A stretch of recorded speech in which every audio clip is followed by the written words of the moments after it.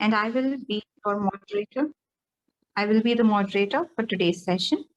On occasion of 8th International Day of Yoga, and to also celebrate Azadi Kamrit Mahotsav, Lakulish Yoga University welcomes you all to a one-day national webinar on yoga for women's health and well-being in post-pandemic world, sponsored by Inter-University Center for Yogic Sciences, Bengaluru.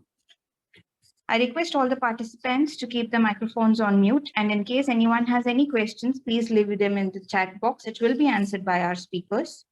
Admissions are open in Lakulish Yoga University for YTTC, BSc, MSc, BA, MA, PGDYT, Diploma, and PhD courses.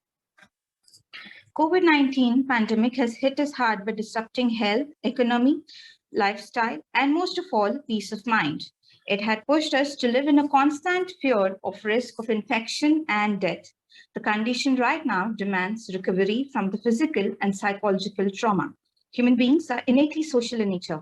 We thrive on surviving and prospering as a society. The pandemic times have been the most difficult of times faced by the human race. The constant fear, isolation, drop in economy has led to a great negative impact on psychological health and physical health. Women are considered to be often more stronger physiologically and psychologically than men.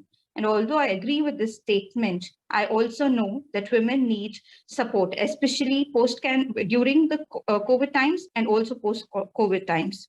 Indicators of mental and physical health amongst women are often obvious, but it is usually ignored because we don't think that it is that serious. It can and will cause long-term complications in them. Hence, the dire need to understand the challenges faced by women in the post-pandemic world and the solutions or approaches to help them face these. Let's move ahead to the first session of today. We have with us Dr. Lata Venkatram and Dr. Srimati. I would want to introduce Dr. Lata Venkatram and Dr. Srimati to all of you.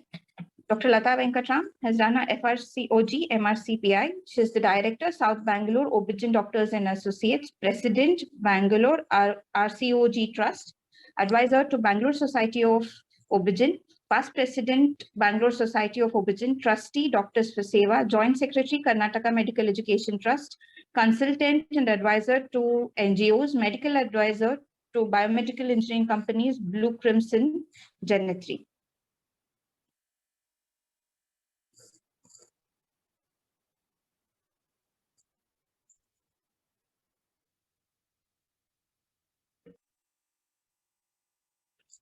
Dr. Srimati has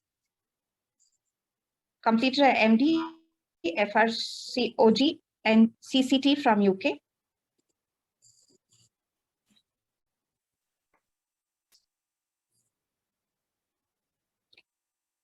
She is a recipient of many awards and recognitions like MRCOG Examiner Reviewer for the Green Journal, official publication of the American College of Obgyn, ranked in the top 10% of reviewers, DNB trainer and trainer in RGHS fellowship programs.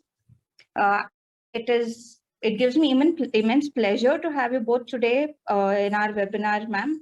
I have experienced how wonderful of doctors both of you are. To those of you who are attending today, they successfully delivered my baby. I thought that normal delivery was not possible, but they made it possible and it was safe, and I'm really happy about it. So welcome, doctors, for today's webinar. Over to you.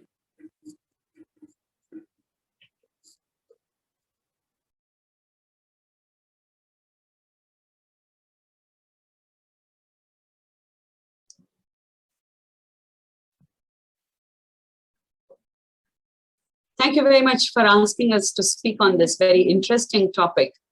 I know it is interesting and distressing for women who are in the post-pandemic era and having difficulties in many aspects of their life. Dr. Srimati and myself will try to cover some important aspects of challenging realities for women in the post-pandemic era. And it's going to be more of a dialogue rather than a monologue, because the topic is, though interesting, can be quite dry. So women are most affected by pandemics. Do we all agree on that, Srimati? True. Yeah, because women are more affected than men because they are multitaskers and they have a lot of responsibilities to take care of the family, take care of the profession, etc., etc. And also they are subject to more domestic violence, and also they have to face the financial crisis more than anybody else actually. And also, I mean, their health is the last priority during the pandemic because the reproductive health services especially can be quite lacking during pandemics. And also they can be more prone for long COVID because the non-communicable diseases are quite common in women, and we are seeing that even during pregnancy, isn't it? So on the whole, I think it's very important that we understand what the women go through in the post-pandemic era and how lifestyle changes can be very important in improving the quality of life. So women in the, if you are thinking about a pandemic, you have to differentiate between what comes from being infected and what comes from being affected. Women are affected both ways. So infected versus the general public, I would say. So if you wanted to tell us how women were affected during the pandemic era, I mean, the figures probably you could just share, Srimati. I think we are all aware of the immense effect the global pandemic has had. I mean, women have been equally affected. I mean, this is the figure which was taken on the 17th of June for the whole of India, and about nearly 4.3 crores who have been, sort of discharged. I mean, it's probably only the tip of the iceberg. We still have many more who may or not have been even diagnosed. And globally, we have probably around 50 crores or more who have been infected. Obviously affected in various ways because of the COVID, both because of the infection as well as generally. The infection, I mean, the death rate has been generally quoted around 1.4, 1.5, but it could probably be even higher. But also we need to include the deaths which have happened because of incidental problems which could not have been treated. If not for COVID, they could have had better access to healthcare services. It's probably only the tip of the iceberg, these figures. Yes, yeah. In pandemic, I think a lot of things can be hidden and also underreported, especially the deaths which are not due to the pandemic itself. So I think there are some, okay. So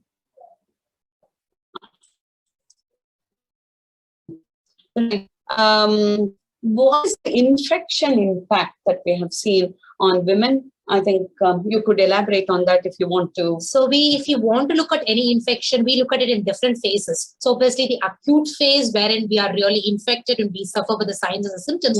But uniquely with COVID, we have had varying phases. It doesn't stop with that, unfortunately. We have symptomatic COVID, which can go on for up to 3 months. And we also have post-COVID, which is a long COVID, which we have symptoms even going on for months and years after. People are still suffering, and we do not know how long they are going to be suffering for as well. So it doesn't stop just with the infection and recovery from the infection. Absolutely. So it has changed the realities for women in many different ways, especially with long COVID and women going through long COVID, family members going through long COVID, society going through long COVID. I mean, not to be sort of said about it.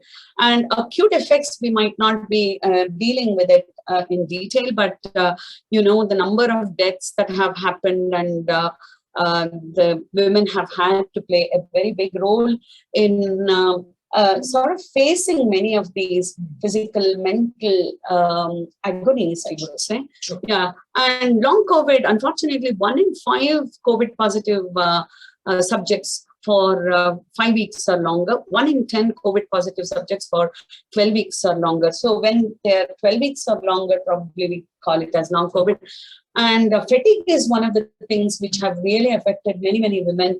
Menstrual irregularities, cough, headaches, and honestly, mental symptoms have also have really troubled women.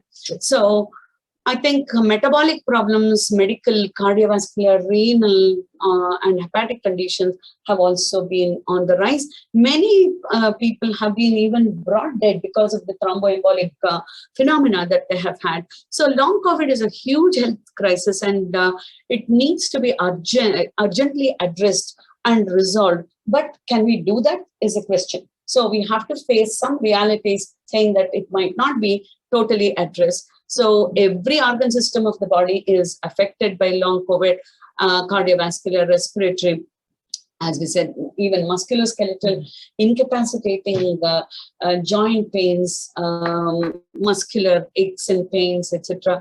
Malaise fatigue, which has been very common. Both, I mean, the mental component also adds on to these physical components.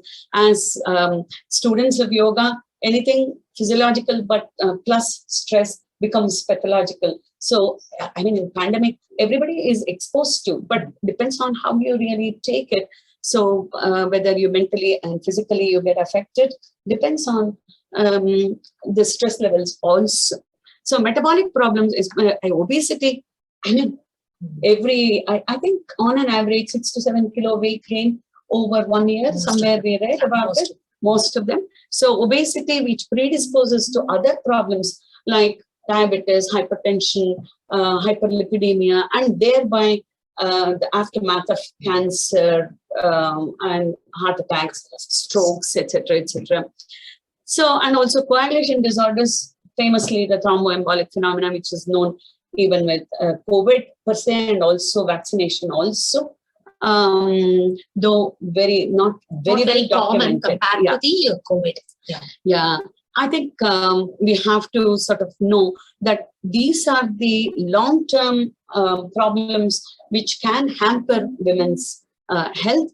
And we have seen quite a lot of things in gynae. Don't you say that? See, lots of unplanned pregnancies. I mean, which is in a way good if obviously they are trying to conceive. I mean, we have had lots of articles saying, IVF, they've been not been able to access IVF and then they become pregnant. So, which is good. But but the problem is, unwanted pregnancies and obviously inability to access care, delay in having any, surgeries if it's needed, delay in diagnosis of gynecological cancer.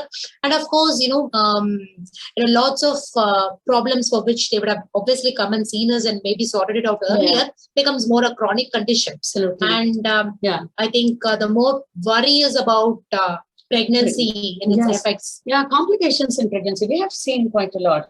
Actually, miscarriages, preterm births, preeclampsia, and higher incidence of cesarean sections, thromboembolic phenomena. Pregnancy itself predisposes them to thromboembolism, and more so with over COVID. We have evolved with the various waves, because in the first wave, we didn't know how to deal with them. In the second wave, we had really bad complications both for the mother and also for the fetuses, as ma'am said, with miscarriages and stillbirths and preterm births. And obviously, the effect on the newborn also, we wouldn't know. Initially, there was a separation because we didn't know whether they would be able to breastfeed, whether they had to be delivered by cesarean section. And then we said, no, maybe we don't have to. But then we still do not know the long-term effects, because there are lots of data coming up about long-term neurodevelopmental issues in these children. They may or may not be there. We are still not entirely sure how it is going to affect them in the long run. But I think when you are seeing placental pathology with microthrombi, etc., there is a possibility that the fetus could also be affected with in various ways, problems. not just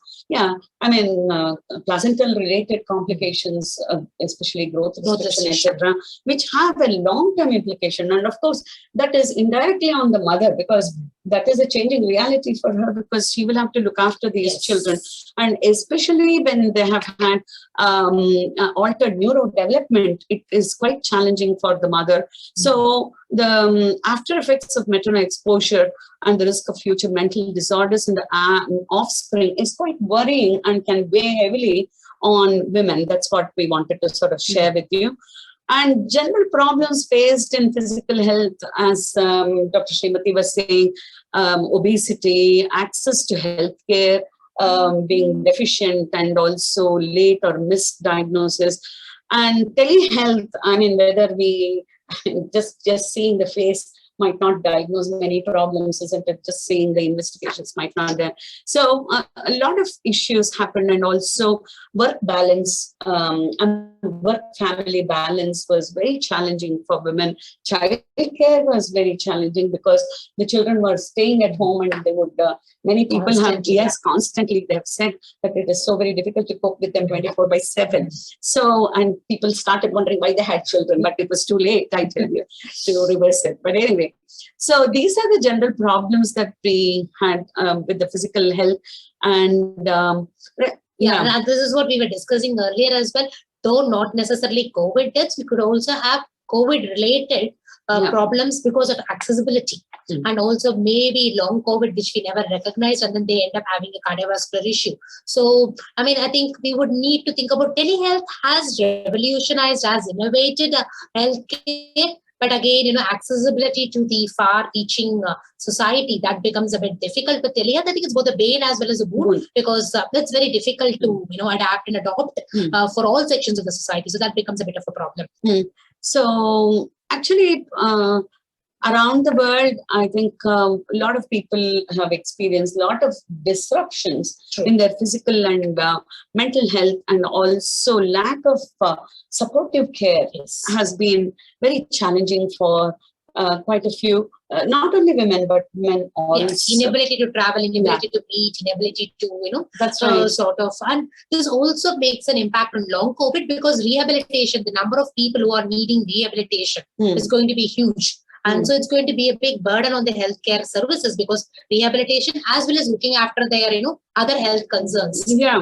And also whole family gets affected. It's just not one individual, So that's also a problem. And also a lot of bereavement and a lot of, what can I say, sadness, which doesn't allow the recuperation easily. Okay, because that immunological problems, COVID itself probably will dampen the immunity response. The response, and you can have other infections also. But anyway, coming back to this, we thought vaccines would be a good solution, but men and women have responded differently to viral infections and vaccines, and it is no different even in COVID. So we do not have large data comparing how the women have fared. Unfortunately, yes, we don't have long-term data about the COVID vaccine as well, but generally speaking, there have been lots of differences noted. And similarly with COVID vaccine as well, we have noted some menstrual concerns, which again, makes it a bit difficult to know whether it is because of COVID infection, COVID vaccine, or whether it is something else which is happening on the side. Absolutely. Okay. So on the whole, there were higher levels. There are, I would say, higher levels of anxiety, depression. Even if COVID disappears, I don't think these things will disappear so very easily. And traumatic stress symptoms as compared with normal controls, because especially with bereavement, traumatic stress has been very, very separation was more, even if they have come out of ICU, staying alone for 2 weeks in the hospital without any support, just over the phone. So I think there's lots of fear. And also cremation-related issues, not being able to see people. All these have really had a great impact on women's mind, especially women are known to be more emotional than men. So women have suffered more, though we don't have data. That's what we find in our clinical practice. So, but I think even otherwise, women suffer more because they will have to look after the caregiving, responsibility comes in, and then obviously they face when they face a husband, sort of passing away. Then it's going to be economic burden as well as bringing up the social responsibilities also added. Yeah. I think there are so many women who have come and told us, my husband had passed away, or son had passed away, daughter had passed away. We didn't know anything about it. And it is very, very difficult for them to sort of take that in. And we see them suffering for more than a year, we have seen. Okay. And also perceived helplessness. So one leads to the other. Mental problems lead to physical problems lead to mental problem, and thereby the stress keeps on increasing, and it becomes a vicious cycle and also a whirlpool. So Effect on mental health because it's multitasking, childcare, redundancy. How many people have lost their jobs and they have found it very financially difficult. Not only it is the routine running of the family, but the added healthcare The costs have really, I would say, emptied many coffins. True. So I think it's very important to understand all that. And close space living, that is another problem. Relationship problems. I mean, close space living. I think husband and wife would be living for 24/7 and breathing on each other's neck. That I think many people would have experienced that. But anyway, bereavement and grief. We have said about that. Talked about that. Fatality rate has been twice higher for men than for women. But women having to cope with these losses have been double, obviously. Yes. Yeah.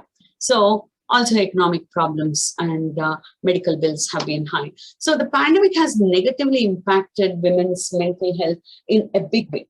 True. So what is the solution?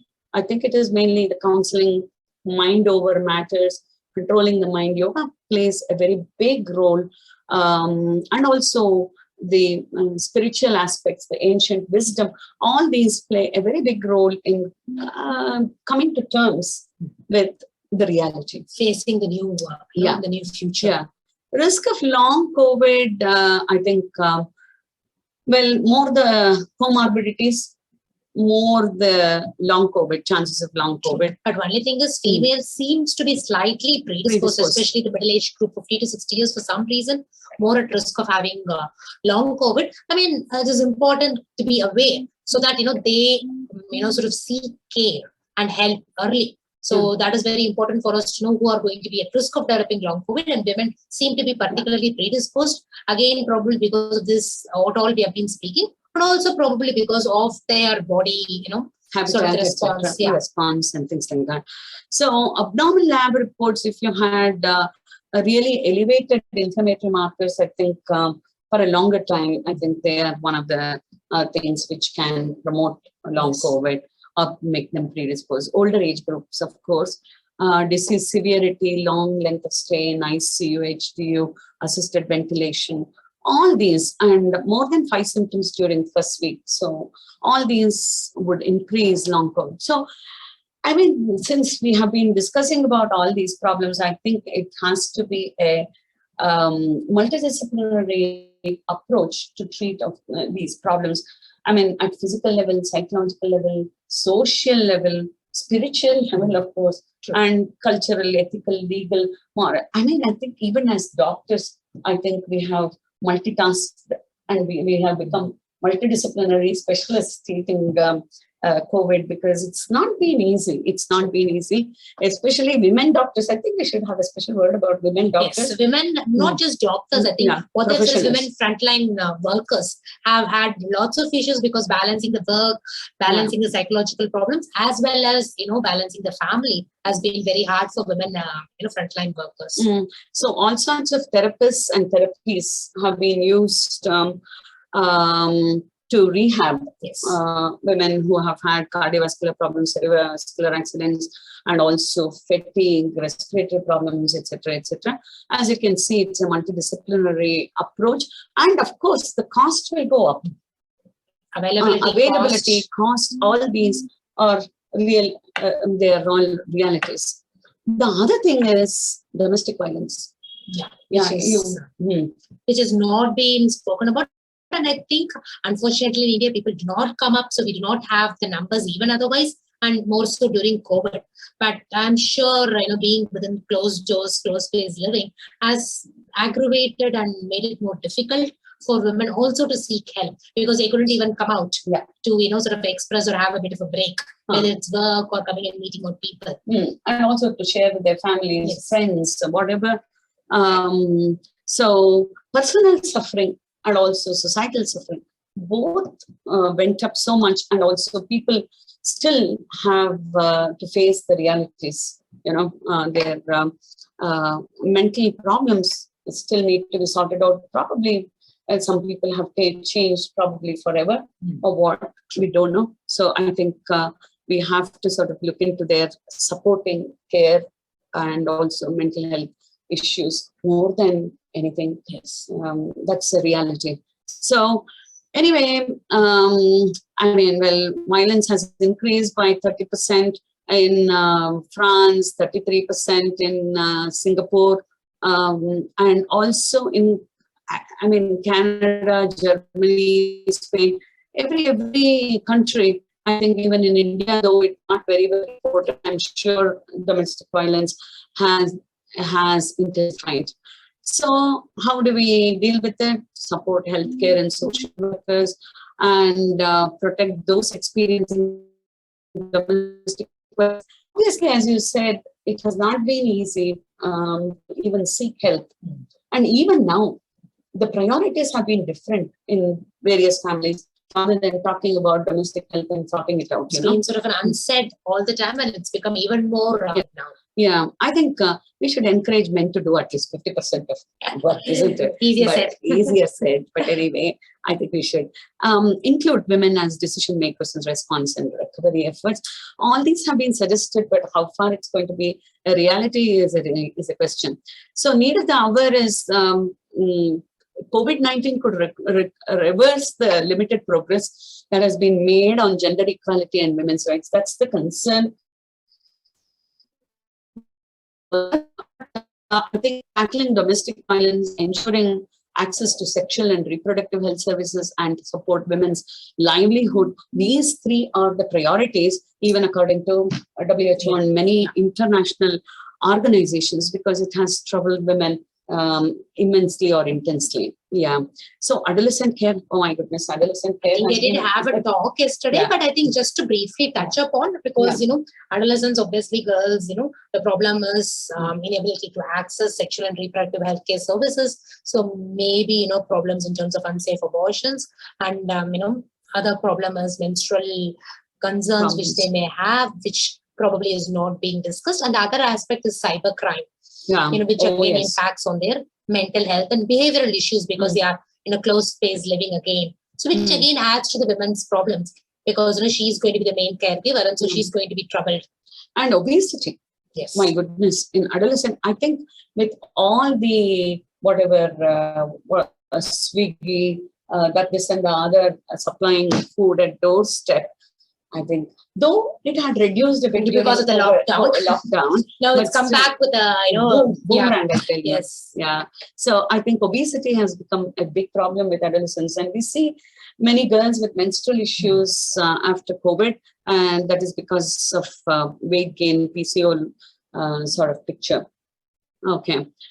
Now, financially, livelihood has been affected, financial crisis because of hospital bills, mental health issues, redundancies, and demanding children at home, demanding elders at home. So a lot of things, and according to the United States, 24 to 34-year-old women, already 25% more likely than men to face extreme poverty, because two people working and for the same salary, I mean, what was existing prior to COVID, probably at least it has come down by 20 to 25%. And more layoffs have happened in women, because they are more in the domestic sector. They're working in the hospitality sector, which obviously was the first to be closed off. True. And globally, financial supports in response to COVID-19 outbreak to households and firms. I mean, there were many programs, but I don't think they have changed the reality really. So we have talked about a lot of negative aspects of COVID. Nothing positive happened, is it? It is it all bad? No, it's good for the environment. Yeah, because less traffic on on the roads, and also women travel less, so could spend more time in their kitchens and also with children, isn't it? And also probably they spend time more with forced to spend time, which obviously was a good thing, because otherwise they wouldn't have had that quality time with the children. But whether it was too much, we do not know. But I think, and also houses became more cleaner, probably cleaner, more livelier, and more, sort of maybe cooking at home, because they obviously didn't have much takeaway, so maybe they're forced to eat healthy. And Yes. yes, we all became tech savvy. Very We much. all, Even an 80-year-old had become so very tech savvy. She said communication has become so very easy thanks to COVID, she said. Otherwise, I was feeling very lonely, she was saying. So, I mean, and we are learning from our yes. children the way they are, sort of using technology to, sort of advantage. Yeah. So in that way, the whole world has come to our, living room, which has been a very big positive thing. And people have also looked at how to improve their health. They have been doing yoga. They've been doing lots of other hobbies, which they didn't have time to pursue because of the travel, because of the other. Yes. And also prayers, etc., etc. They have had more time. And also some people have really introspected and said, what is life all about? Very, very importantly, what is it all? Because people were dying like flies. So, I mean, is life so very uncertain? Is there something more to live for? All these questions have come to quite a few people, but whether we have produced a lot of sages or sannyasis, we really don't know. But anyway, during COVID time, but definitely we ourselves have questioned as doctors, what is life all about? People are just, I mean, what is the what can I say, meaning of relationships? Because you don't even see your husband, you don't even see your wife while you're dying even, or you don't even know about who is dead, who is alive. What is this? Pandemic has taught a lot, actually. But anyway, new normal, I don't know whether we can. I mean, we've got so used to, sort of being together and, I mean, we recently was in a talk and they were saying kids do not want to go back to school. I mean, I think we have got both negatives and positives. Some of the children are very keen to go back, but they're also apprehensive because they have not seen their peers for almost 2 years. So they do not know how life is going to be, how they are going to interact. So I think everybody has got apprehensions at various levels. But how we sort of come out of it, I think that's what happens. So we are very excited to meet them. We still have something which is holding us back because, yes, there is always a fear of getting the infection because it's still not gone again. And also, how we are going to react. Absolutely. Social norms have changed and how we are interacting in the society has probably changed a lot because we are more used to seeing online than offline. Yeah, very much, isn't it? Yeah, okay. Most of the conferences, meetings, etc., have been online or hybrid, and you hardly find people in the halls, especially in conferences. Because we can multitask at home and not necessarily bother about traveling. Yeah, so we are used to that. Has become a reality. So I don't know whether we will go back to our normal way of living, but definitely technology, 75% of them have said technology has increased, pandemic has increased their use of technology, which is good probably. As you said, boon or a bane, but I think boon also to a large extent. And spending time with family, etc., I think it would be, it's good. So new normal, I think it's a different era that we are going to be living in. It's like BC and AD, I think you're going to say before Corona, after Corona. Yeah, isn't it? Yeah, nice. Nicely put. And also, I think even as doctors, we have changed, we have seen quite a lot of change in our practices. People don't want to come to the hospital very often, which is nice in a way. But at the same time, they have missed out on quite a few important symptoms and not reached the hospital, endangering their lives. Online teleconsultation has become the norm. But as I said, still, using the fingers as the probes to examine a patient, I think it's very important. Touch, unfortunately. I mean, even for healing. See, though we do it over online, I mean, the human touch. Yeah, and also the nanoparticles being transmitted.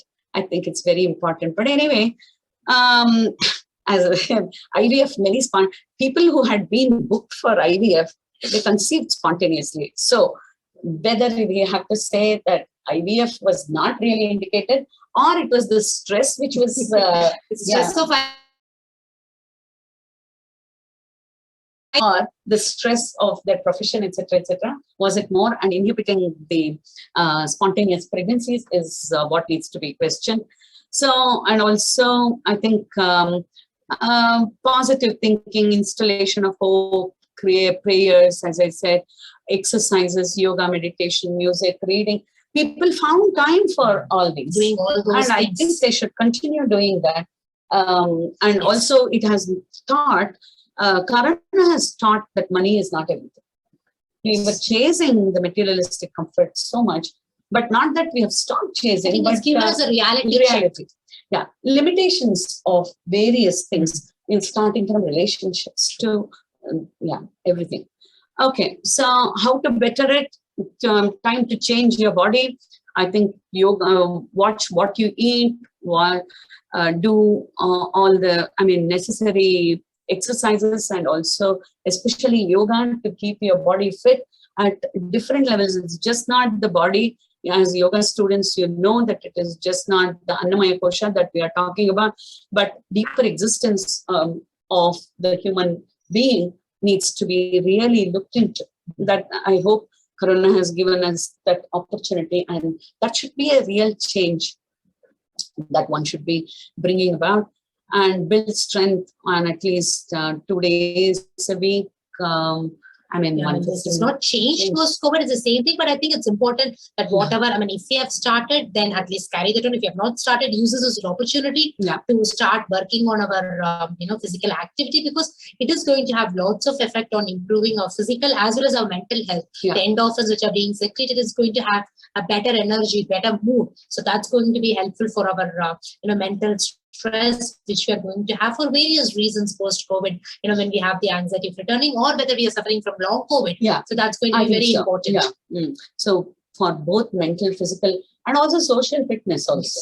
Okay. It's probably an opportunity to meet and, all becoming fit together. Absolutely. Yoga, we can't overemphasize the importance of that, because you belong to the famous university, and I'm sure you would be teaching, you would be doing it yourself to better your mental and physical health, and also spiritual health, I would say. So 10 hobbies for family with the young children.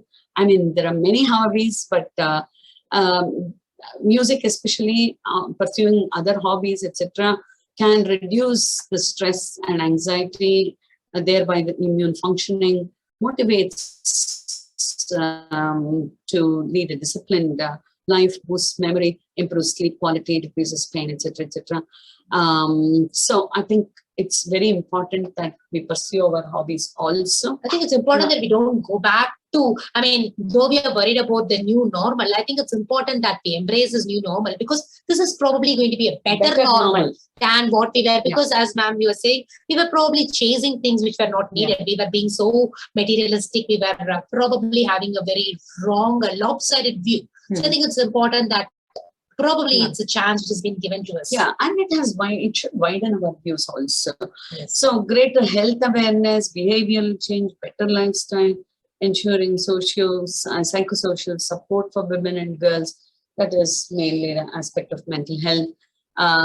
Counseling services have to be strengthened. Healthcare systems have to be more easily available.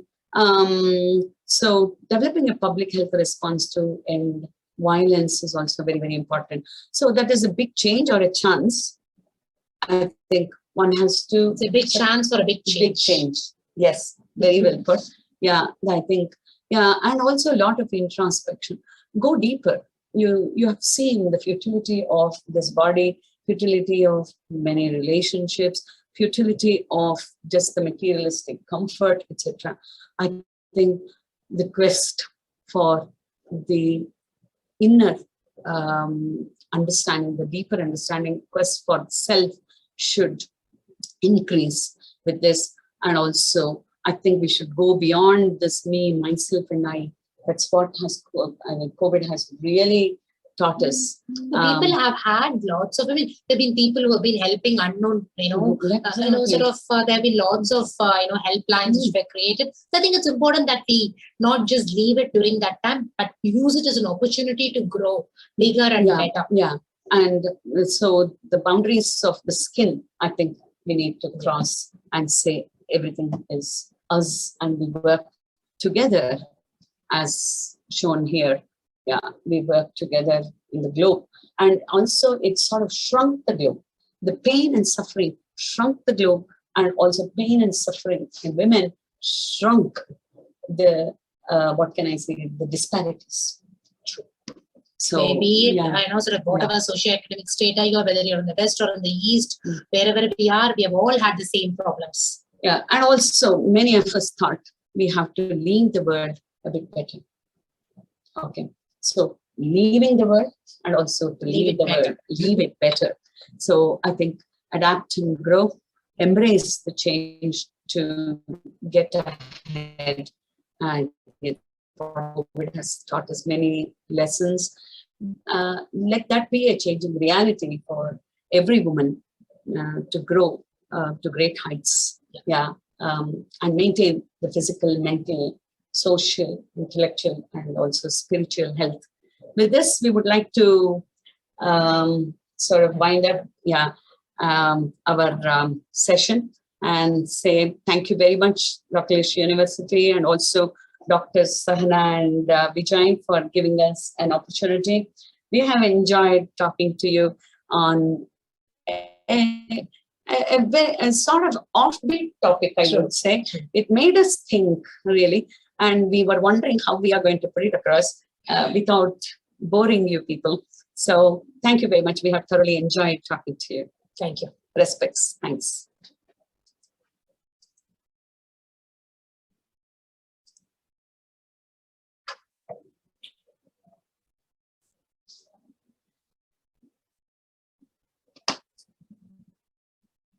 Hello, Sahana. Hello. Am I audible? Yes. It wasn't boring at all. It was very informative, very interactive, and so much of humor, very subtly put. I mean, that's what is expected when both of you are there and you have delivered it rightly. Thank you so much for being there with us today. I know how busy both of you are. I'm pretty sure you've had midnight deliveries, teaching, seeing patients. And for those of you who don't know, Dr. Lata's and Dr. Srimati's appointments are filled for months together. We usually have to wait just to get an appointment, just to meet them. That's how they are, and they're the best in their field. It's also from my personal experience that I talk. So it's a pleasure, and also we are extremely blessed to have both of you today. I hope you continue to support our university like this. Thank you, ma'am. I think if are there any questions, please post them in the chat box. I will read it out for them. Are there any questions? Okay, a lot of people are thanking that and also expressing that it was very informative and innovative. Yes, innovative is the right word for this session. So thank you, doctors. Looks like there are no questions. Thank you for spending time. Yeah, thanks for trusting us to deliver this talk. Okay. Yeah. Okay. Thank you. Thank you. Thank you so much. Namaste. Namaste.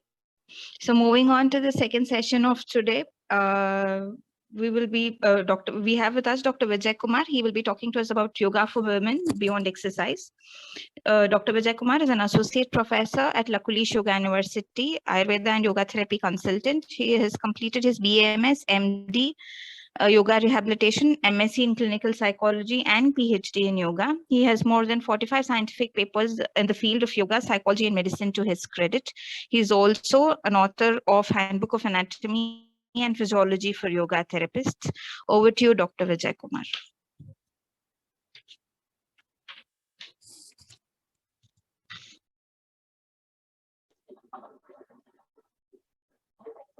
Namaste, Jai Bhagwan. Just let me try to share the slides. Yeah.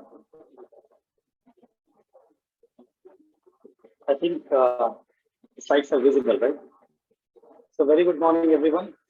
Today, the topic on which I am going to share a few of my thoughts is endocrine regulation, especially when it comes to women, as we all know that, right? Because whenever we try to understand the very basic physiology of the women, they are very complex, not just by physiological parameters, even by the psychological parameters. They are the most complex creation of God.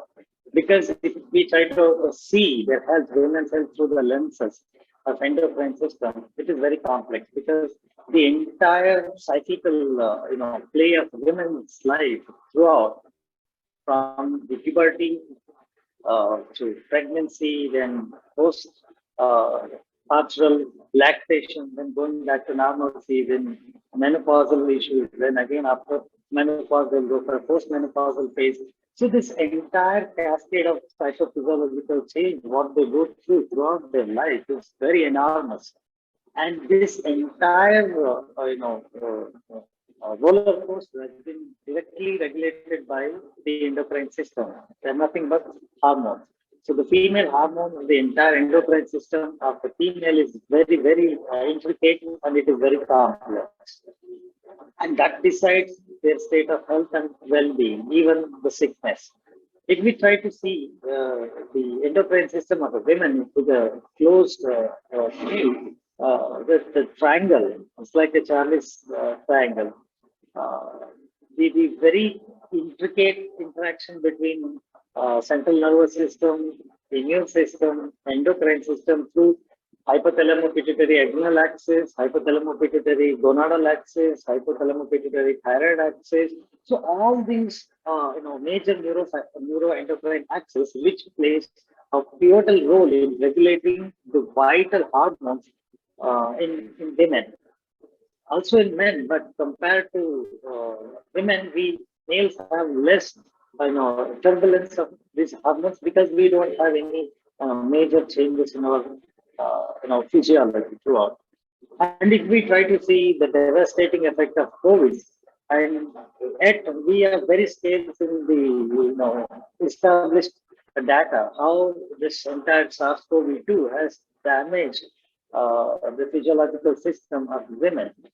But existing, scattered data that gives us a clear idea. For example, if we try to understand the HPA damage, the hypothalamo-pituitary axis impairment being studied with comparison to the SARS-CoV-1, which is again the same, family of severe acute respiratory distress virus that has been documented back in early 2000.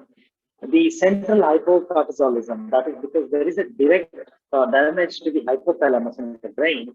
It could be because of the cytokine starving, or it could be because of the very virulence of the infection that yet to be explored. But the end result of the damage has been studied and documented that there is a definite reduction in hypocortisolism at the central level, at the brain level. That is a clear indication of there is a HPA dysfunction.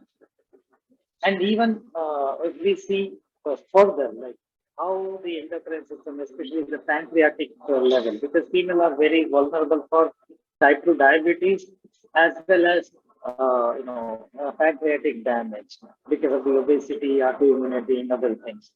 And this, especially the pancreatic dysfunction, caused by SARS-CoV-2 by damaging the bystander beta cells because of human necrosing factor alpha and interferon. So these are the inflammatory cytokines that have been produced in a great amount, and even in SARS-CoV-2 patients, the autopsy studies have found a significant amount of these cytokines along with these viruses in the pancreatic area. So that is a clear indication that we have a possibility for having beta cell damage in people who have suffered from SARS-CoV-2. And even people with established type 2 diabetes, this COVID infection can worsen their insulin resistance. Again, this entire influence is just a plethora of cytokine starving, especially those who have been suffered from COVID. Again, COVID, which means SARS-CoV-1 or SARS-CoV-2. And there is an increased level of gluten A, or glycoprotein, which is linked to impair insulin function, especially insulin sensitivity. So all these things from the earlier studies of SARS-CoV-1 gives a clear, projection that what would be the, plethora of damages, the negative impact that SARS-CoV-2 has might have created.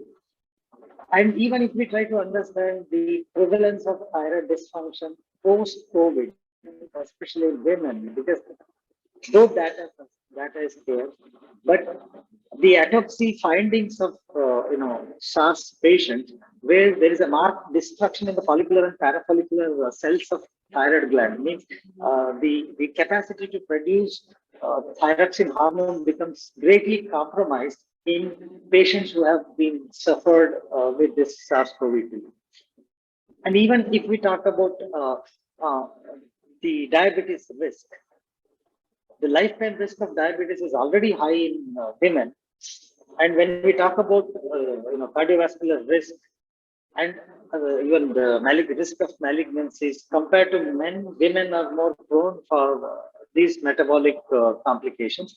And especially when it comes to, as I said, COVID has already shown the negative impact on pancreas, and women are already having these, proneness for type 2 diabetes, cancer, and cardiovascular diseases. So as a result, they become even furthermore vulnerable for developing even diabetes. And those who have diabetes, those who are already suffering from diabetes, they become, more vulnerable.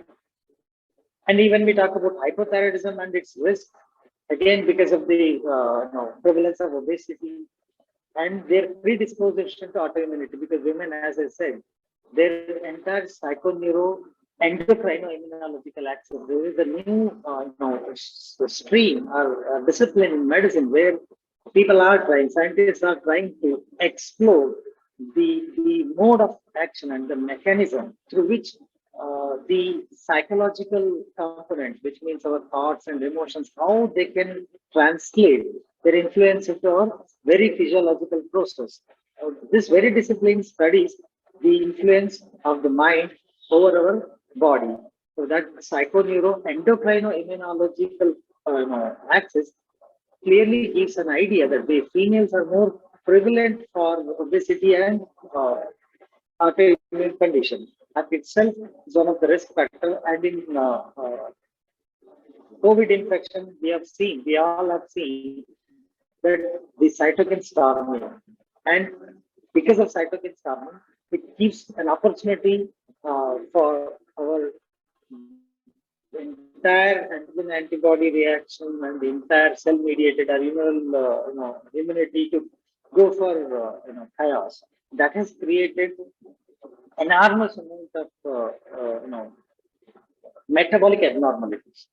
And when we talk about adolescents, not just elderly or adult women, even when we talk about adolescents is again vulnerable age because of the hormonal fluctuations. Most of the time, we adults feel adolescents and children behavior are not very appropriate. We feel they are not capable of making good choices. It's not because they don't want to. It is just their formation, the organization of brain function is not very well established, because most of the time their prefrontal cortex and the parietal cortex of children and adolescents are not completely developed. They cannot make use of these parts of the brain effectively to have a better decision making. Most of the time, children and adolescents make decisions based on the emotional influence, because they use majority of amygdala activation while making decisions. So that is where we adults feel our children and the adolescents are behaving in an unreasonable way. We feel they are irrational. So why so? Because the entire organizational structure of brain is not well established, and because of the emotional turbulence, they are not in a position to make right choices. Especially adolescent females, when it comes to adolescent girls, they do go through the same, but the intensity is more. And there are studies which have been given a clear idea, documented the finding very clearly that By practicing pranayama, relaxation, and few simple stretching asana can alter neurophysiological changes. And these neurophysiological changes not only elevate the mood or make us feel better, not euphoric way, but even it enhances our executive functions like decision making because it develops better coherence between prefrontal cortex, limbic cortex. Because most of the time, these two organizational units in the brain uh, will not come together when they try to make a decision, especially with respect to adolescents decision making. Apart from that, they have immense influence on enhancing mental well-being, but at least they can make them choose better choices when it comes to lifestyle or when it comes to their personal choices.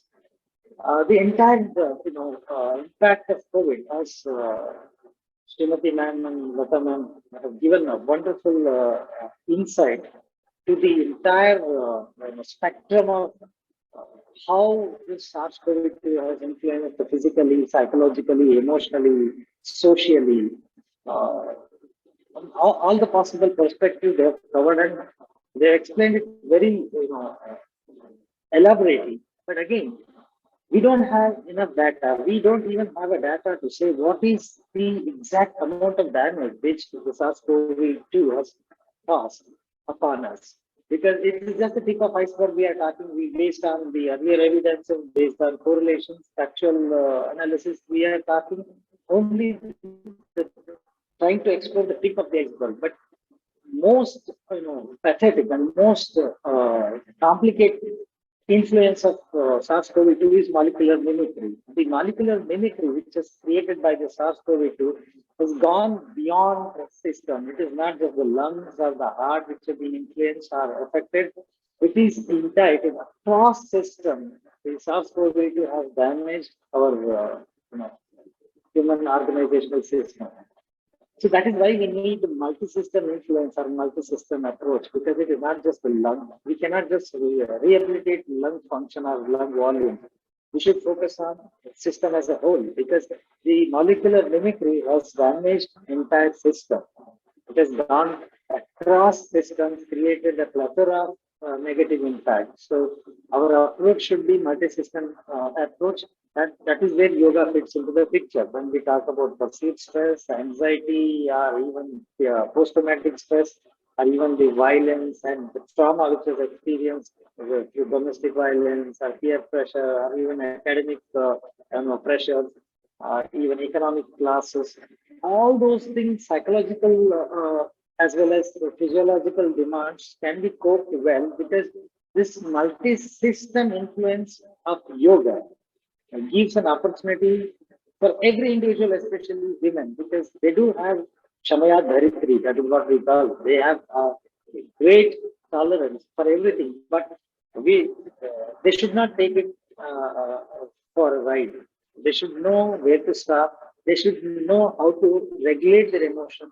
Because studies after study documents that yoga helps to have a better HPA axis, the hypothalamus pituitary adrenal axis stabilization through so much of neurohormonal homeostasis. While exploring, this study caught my attention because this is one of the oldest study. Could say this study been done in 50s, and fascinating result of this study shows the simple relaxation effect of meditation without inducing sleep, helps to establish a better autonomic function and even without exaggerating physiological manifestation to external stimuli, which means without even demanding physiological response, just the meditation practice can establish the entire brain, organizational capacity. It can reboot our entire synchrony in the brain with respect to external stimuli. That is something it was very fascinating for me. And after that, if we see fatigue, as they said, fatigue is one of the major complications in post-COVID or post-pandemic scenario. And to combat fatigue, we don't have a medicine. We don't have any drug of choice for it. But the simplest and most economic way is again adding relaxation practices, simple breathing practices. Even let's say if you do a simple mind sound resonance technique, or even if you do yoga nidra, that 15-20 minutes of practice can reboot your entire energy system and neuroendocrine axis. That makes you feel more vivid, more uh, elated. That can keep you, going through the phase. So these are the simple things that can really help women to cope with the pandemic influence and the inflammatory effect caused by the cytokine storming, because that itself becomes a very fertile ground for autoimmune response, not just the molecular mimicry, even the cytokine storming, the entire cascade of inflammatory havoc is, which has been influenced by COVID infection. Even those who have infected with moderate symptoms, with even mild symptoms, they do, got some amount of inflammatory response. So whether it was a mild, moderate, or even severe, those who have got intubated, for inflammatory response was almost the same, in the sense there was no way out.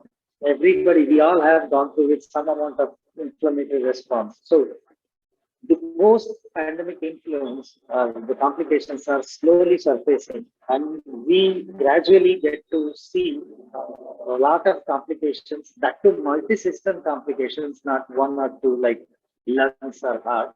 So we should be well prepared and equipped to address, all these complications. Uh, it won't take much of our time. It just takes here and there 10-15 minutes whenever we get time in between days. Like women are most of the time their schedule is jam packed. Even in that packed time, they should make some time. For example, once they finish morning routine, let them sit. Even if they want to take a coffee break, before that, just 10 minutes of pranayama, simple Anulom Vilom pranayama or Brahmari pranayama, because even simple Brahmari pranayama can change entire vascular function by altering nitric oxide cycle. It won't take much of your time, just take 5 to 10 minutes to alter your hemodynamics. So here and there, we know that women are very busy, but still they can definitely make use, and they have to make time in between, you know, to work in order to rehabilitate themselves. So further on, if we see the metabolic flexibility, this is something which is very, very essential for women to maintain their fertility and have safe pregnancies, even to smoothly sailing through the menopause. The mitochondrial resilience, even there are studies which shows how the nuclear factor kappa B pathway gene, which is responsible for this entire manifestation of inflammation at the cellular level, like diabetes, stress, trauma, even malignancies. Yogi practices have shown to downregulate or suppress the activity of this very pathway of the gene, and that gives an idea that we can enhance better metabolic flexibility, and in return we can have a better hormonal sensitivity and better neurohormonal health. To summarize, the entire mechanism of yogic practices, whether it is asana, pranayama, mudra, bandha, so these practices have a very, very, synergistic, synergistic effect between central nervous system, limbic cortex, autonomic nervous system, and HPA axis, along with the immune system. So, for example, if in the afternoons, if they want to rest, before take a nap, if they do simple Viparita Karni with Ashwini Mudra, one simple practice, that contraction of external anal sphincter, increases their autonomic, especially the sympathetic arousal by 20 to 30%, and that will have a rebound effect of parasympathetic activity, which means within a span of 5 to 10 minutes, we can have better synergistic effect between sympathetic and parasympathetic, and we can rest properly. So these are the small practices here and there. If they try to adapt, that would be very useful for their hormonal homeostasis. So as we study in yoga, Samatvam Yoga Uchyate, the Samatva is not only the philosophical quotation, it is Samatva for the entire cognition, behavior, and our very physical processes like self-healing. I want to block the molecular mimicry caused by the inflammatory change of SARS-CoV. We should have a better ligand and receptor activity. But again, that is also Samatva.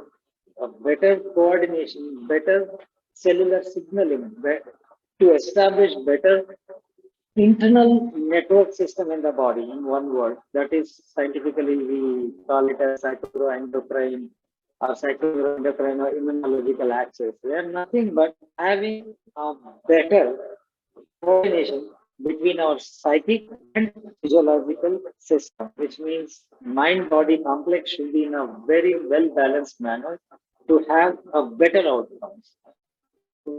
But Srimati ma'am and Lata ma'am have covered most of the aspect like pitch manage and how to go for introspecting their life.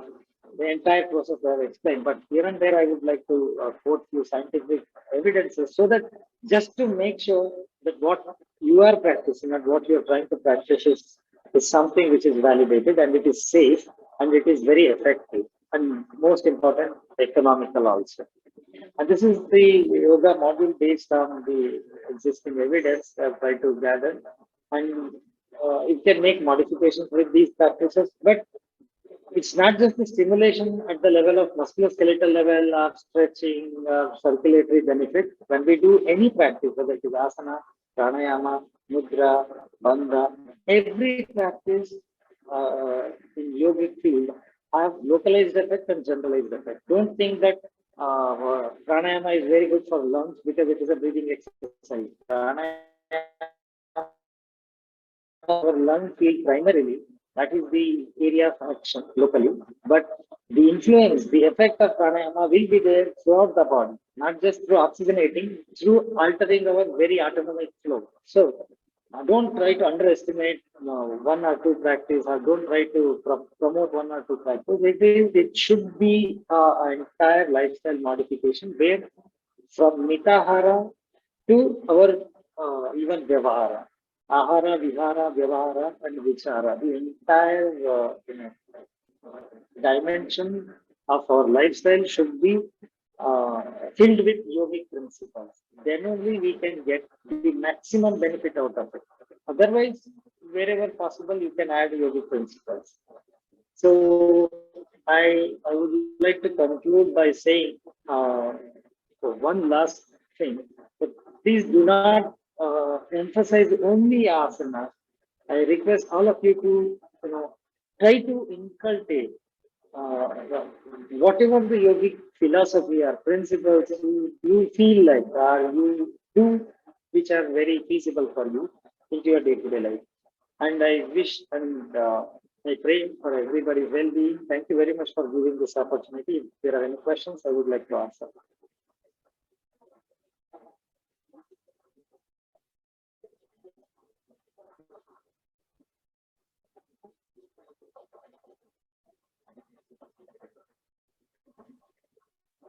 Hello. Good morning, sir. Am I audible? Yeah. Okay. Sir, suppose if I am fatigued and my friend is atheist, does it affect in our body? Sorry. Would you mind please repeat? Hello. Hello. Sir, hello sir suppose कोई मेरी friend है वो atheist है और मैं atheist हूँ of course नास्तिक और अगर देखा जाए तो ये बॉडी पे इफेक्ट करता है Very sorry, ma'am. Not able to follow you. There's a disturbance in your voice. Sir. Hello. जी, ma'am. सर अगर है ना मेरी कोई फ्रेंड अथीस्ट है और मैं अथीस्ट हूँ तो हम दोनों की बॉडी पे अलग इफेक्ट करेगा योगा और देखा जाए तो कुछ भी प्रैक्टिस अगर हम कर रहे हैं Obviously, it affects because again, the entire medical science is under the influence of placebo and nocebo effect, and the belief which we have on any practice, anything what we follow, it's very important because ultimately our belief which influences our treatment protocol or intervention what we go through. So these obviously it influences our belief system and belief system influences the efficacy of the intervention. But of course, it matters. Okay sir second question कि मतलब अभी अगर देखा जाए तो जैसे menstruation अभी 16-12 की उम्र में होने लग गया है पहले थोड़ा लेट होता था और ये एस्टिमेटेड किया जा रहा है आगे और जो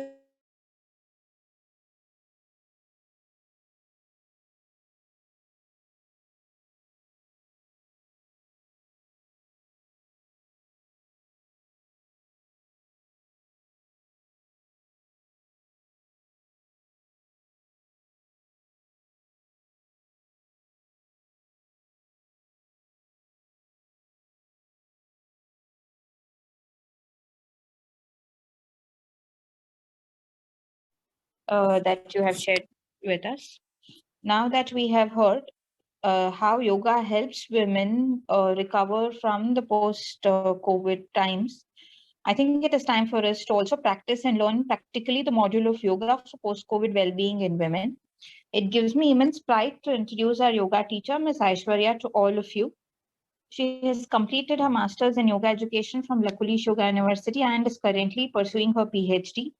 She not only teaches yoga but also lives like a true yogi, very hardworking, dedicated, sincere, and soft spoken in nature. Aishwarya, I feel proud of you. Over to you, Aishwarya.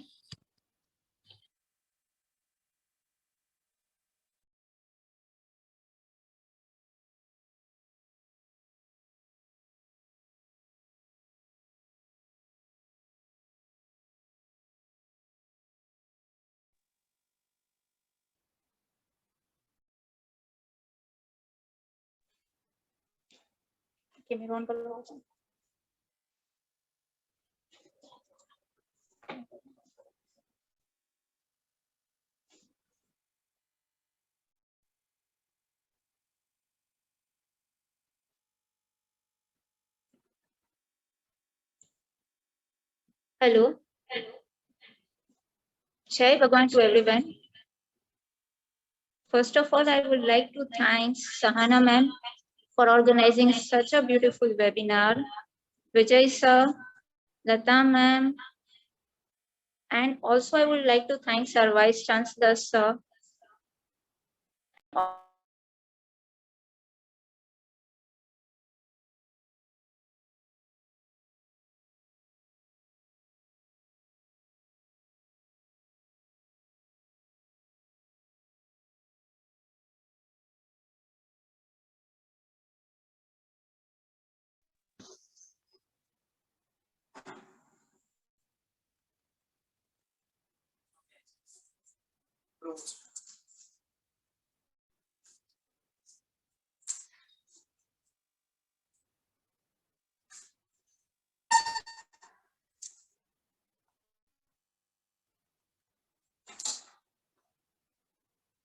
For giving me such an opportunity.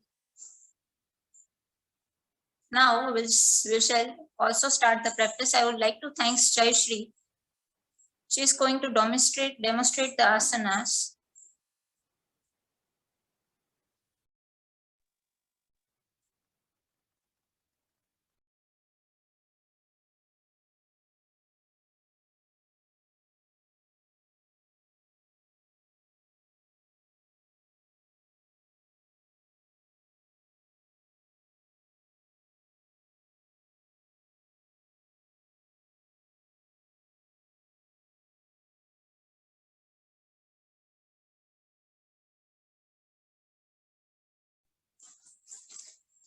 At first, we will start with Sri Omkara.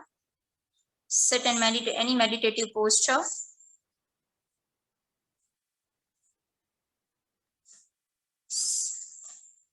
Shaishri, sit down.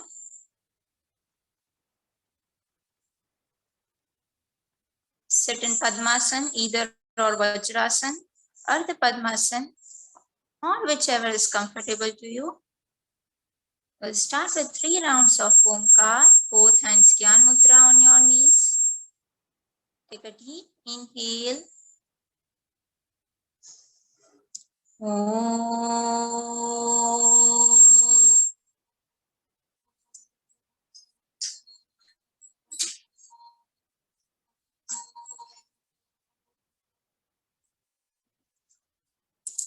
Inhale.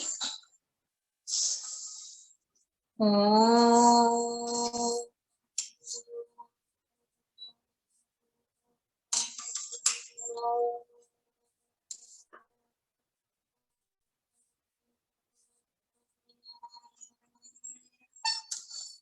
Last frequency, inhale. Om.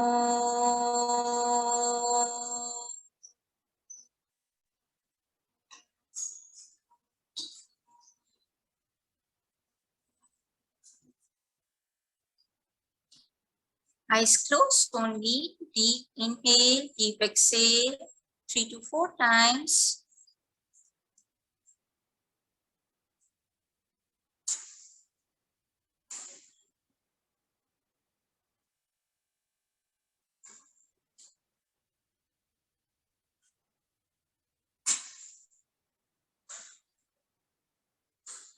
Slowly and gradually bring your body into awareness. Tingle your fingers, your toes.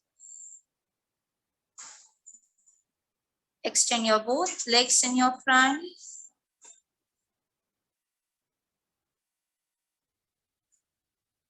Place your both hands beside your hips, your fingers pointing towards your feet. Slowly and gradually stand up on your mat.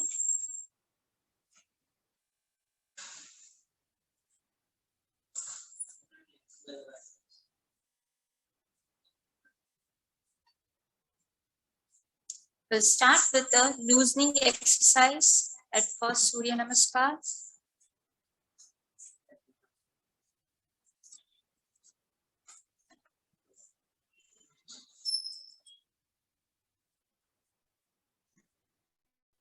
Bring your both legs together, hands by the side of your thighs.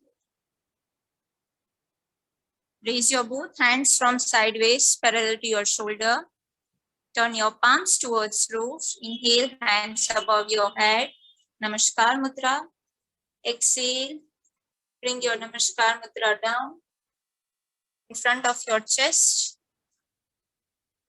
Inhale, internal tension, arch your back. Raise your both hands above your head and arch your back.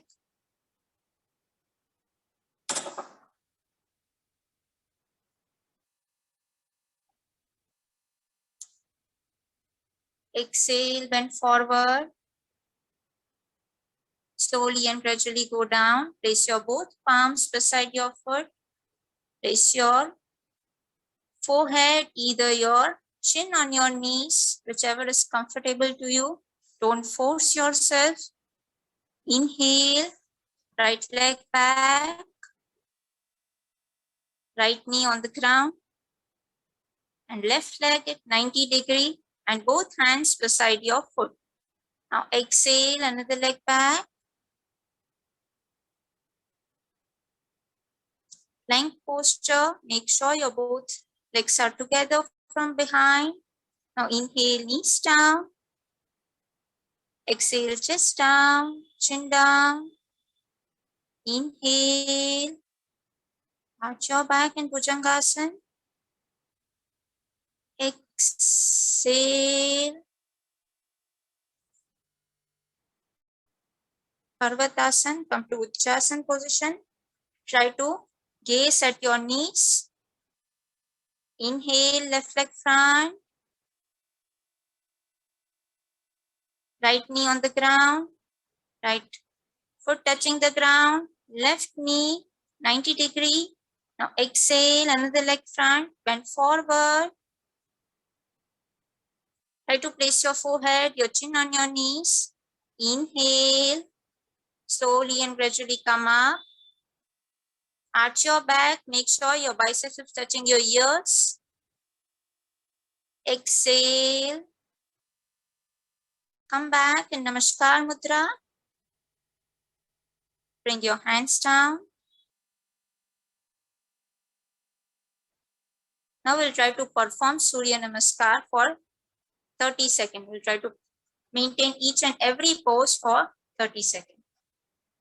Inhale, raise your both hands from sideways, parallel to your shoulder. Turn your palms towards roof. Inhale, hands above your head, Namaskar Mudra. Exhale, bring your Namaskar Mudra down in front of your chest. Exhale, bring your Namaskar Mudra down in front of your chest.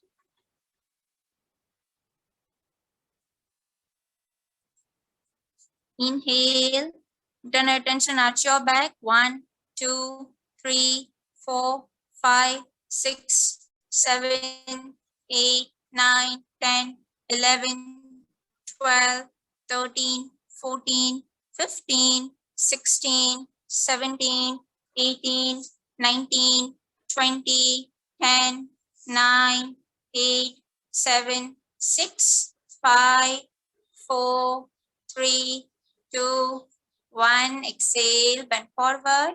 Slowly and gradually come down. While exhaling, try to place your both palms beside your foot. Try to place your forehead or your chin on your knees or stay in a comfortable distance. 1, 2, 3, 4, 5, 6, 7, 8, 9, 10, 11, 12, 13, 14, 15, 16, 17, 18, 19, 20, 10, 9, 8, 7, 6, 5, 4, 3, 2, 1. Inhale, right leg back. Right knee on the ground, right foot touching the ground. Left knee 90 degree. Stay there. 1, 2, 3, 4, 5, 6, 7, 8, 9, 10, 11, 12, 13, 14, 15, 16, 17, 18, 19, 20, 10, 9, 8, 7, 6, 5, 4, 3, 2, 1. Exhale, another leg back. Come to the plank posture. Both legs together from behind. 1, 2, 3, 4, 5, 6, 7, 8, 9, 10, 11, 12, 13, 14, 15, 16, 17, 18, 19, 20, 10, 9, 8, 7, 6, 5, 4, 3, 2, 1. Inhale, knees down. Exhale, chest down, chin down.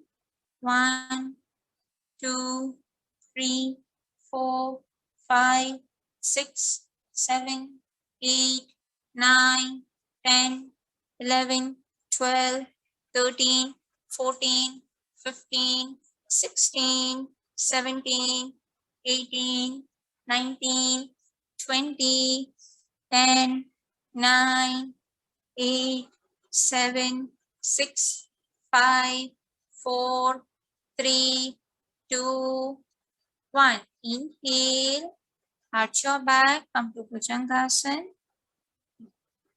Your foot completely on the ground. 1, 2, 3, 4, 5, 6, 7, 8, 9, 10, 11, 12, 13, 14, 15, 16, 17, 18, 19, 20, 10, 9, 8, 7, 6, 5, 4, 3, 2, 1. Exhale onto the Parvatasana. Make sure that your both foot are on the ground. Gaze at your knees. Stay there. 1, 2, 3, 4, 5, 6, 7, 8, 9, 10, 11, 12, 13, 14, 15, 16, 17, 18, 19, 20, 10, 9, 8, 7, 6, 5, 4, 3, 2, 1. Inhale, right leg front. Bring your right leg front in 90 degrees. Your left leg stretched outside. Your foot on the ground. 1, 2, 3, 4, 5, 6, 7, 8, 9, 10, 11, 12, 13, 14, 15, 16, 17, 18, 19, 20, 21, 2, 3, 4, 5, 6, 7, 8, 9, 10. Exhale. Another leg front and forward. Try to place your forehead, your chin on your knees, if and only if possible. 1, 2, 3, 4, 5, 6, 7, 8, 9, 10, 11, 12, 13, 14, 15, 16, 17, 18, 19, 20, 10, 9, 8, 7, 6, 5, 4, 3, 2, 1. Inhale. Again, arch your back. Make sure your biceps is touching your ears.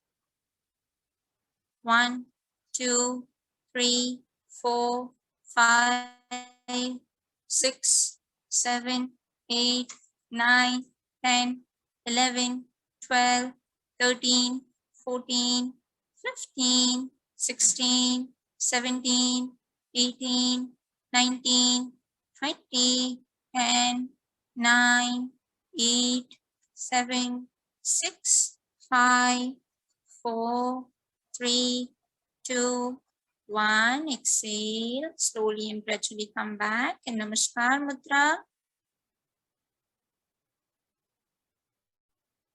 Bring your Namaskar Mudra in front of your chest. Bring your hands down. Release and relax. Now we will start with the asana. At first, Trikonasana. Come in front of your mat. Yes, legs 3 to 4 feet wide apart. Your right foot, turn your right foot towards right side. At first, we will take the pre-position of the asana. Those who have got back injury, try not to perform. Raise your both hands from sideways, parallel to your shoulder. Inhale. Now while exhaling, bend your back towards right side. Try to catch your ankle with the help of your right palm. Gaze at your left palm above. If you're able to touch your ankle or your toes, whichever you are comfortable with, gaze at your palm. Stay there. 1, 2, 3, 4, 5, 6, 7, 8, 9, 10, 11, 12, 13, 14, 15, 16, 17, 18, 19, 20. Inhale slowly and gradually come up while inhaling. Bring your hands down. Turn your right foot towards center again. Now we'll do with the left side. Turn your left foot towards left side. Raise your both hands from sideways parallel to your shoulder.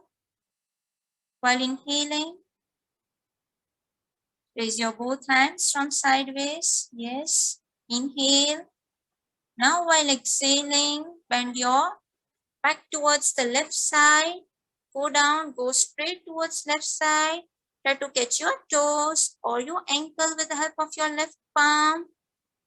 Make sure that your right hand is at 90 degrees and you have to look at your right palm. Stay there. 1, 2, 3, 4, 5, 6, 7, 8, 9, 10, 11, 12, 13, 14, 15, 16, 17, 18, 19, 20. Inhale. Slowly and gradually come back while inhaling. Bring your hands down. Turn your palms towards, turn your foot towards center. Slowly and gradually bring your legs together.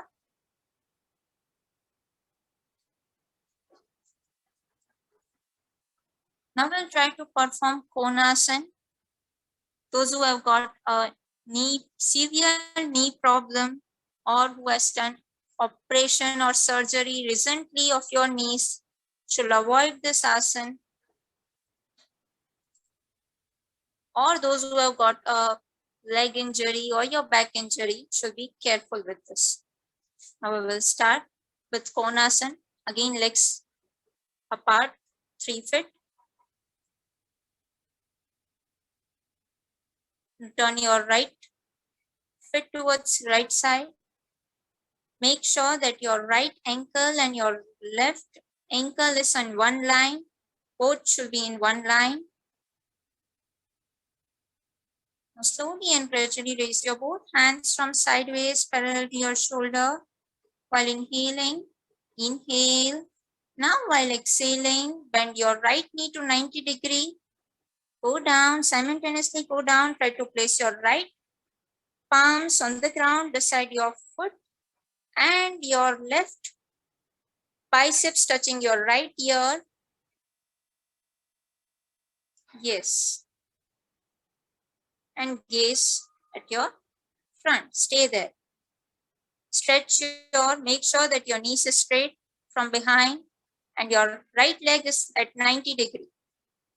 And your biceps is touching your ears completely. Stay there. 1, 2, 3, 4, 5, 6, 7, 8, 9, 10, 11, 12, 13, 14, 15, 16, 17, 18, 19, 20. Inhale slowly and gradually come up while inhaling.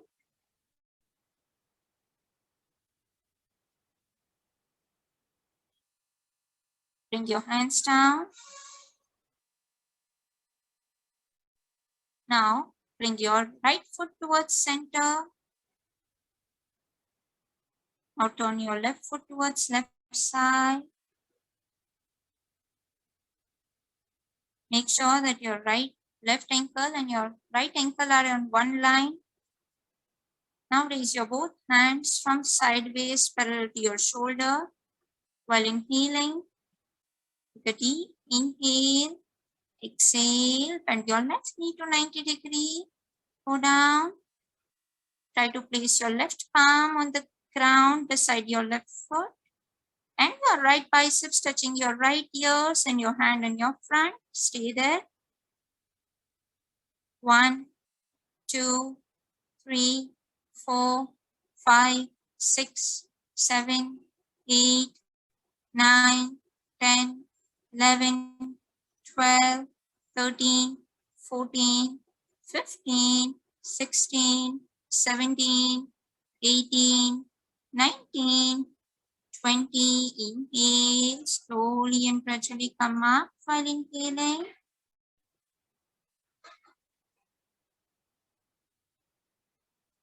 Bring your hands down. Turn your left foot towards center. Bring your legs together slowly and gradually. Now cross your both legs. And then slowly and gradually sit down. Straighten your both knees in your front. Come to Dandasana position. Place your both palms beside your hips. Relax and settle Dandasana for a while. Place your both palms backside for support. Your fingers pointing opposite side of your body. Tilt your head either on right or on left, whichever is comfortable to you. Take 3 to 5 deep. Inhale, deep exhale.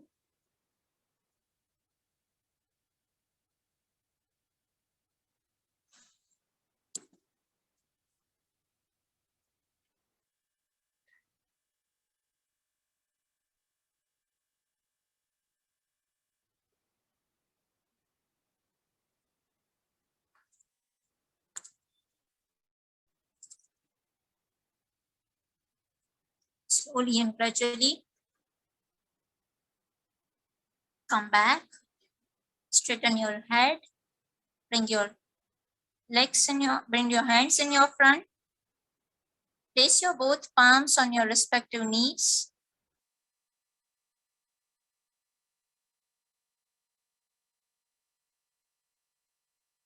We'll start with the Paschimottanasana. Those who have got a severe back problem, they should not try to do complete Paschimottanasana. What they will do first, I will just show. Raise your both hands above your head at first, from front side. Your biceps touching your ears. Take a deep inhale. While exhaling, go down. Catch your respective toes. Look up. Look up, yes. Just catch your respective toes and look up. Stay there. You can just do this much. No need to do a complete Paschimottanasana. Now inhale slowly and gradually. Again, bring your hands back, upside, and then bring your hands down. We'll start with now Paschimottanasana. Place your both palms on your respective knees. Raise your both hands from front side. Hands above your head, your biceps touching your ears. Stretch your whole body upwards as much as you can. Inhale, take a deep inhale. Exhale, bend forward. Go down while exhaling. Catch your respective big toe. Go down very slowly and gradually without punching your back. Try to place your forehead or your chin on your knees. Try to place your elbow on the ground if possible. Stay there. Do deep inhale and exhale while maintaining the posture. 1, 2, 3, 4, 5, 6, 7, 8, 9, 10, 11, 12, 13, 14, 15, 16, 17, 18, 19, 20. Inhale, slowly and gradually come up while inhaling.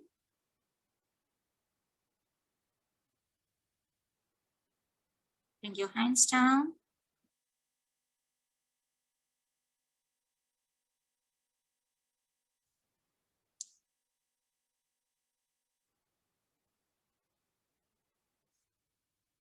I will do Baddha Konasana.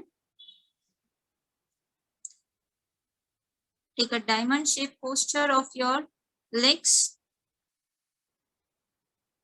and your both knees, your both foot will be together Interlock your hands on your toes.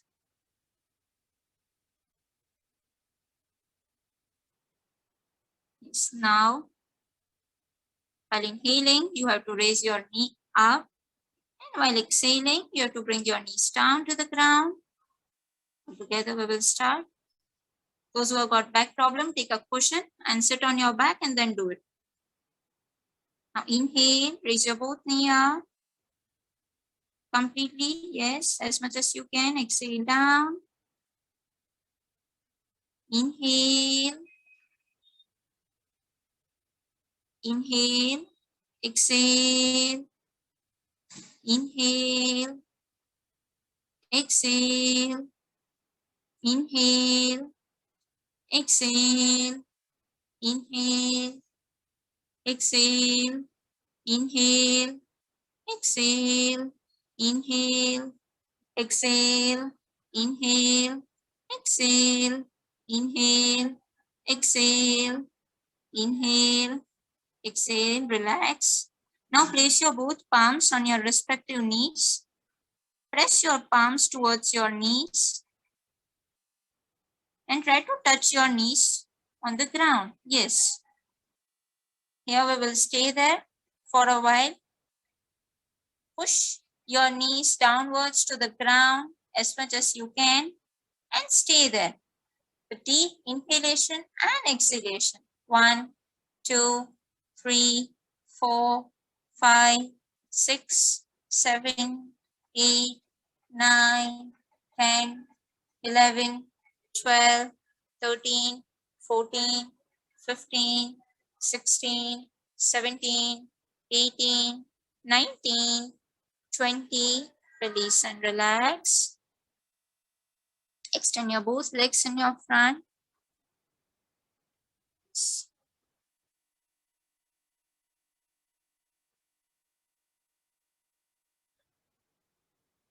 Now, with the help of your elbow support, lie down on your stomach.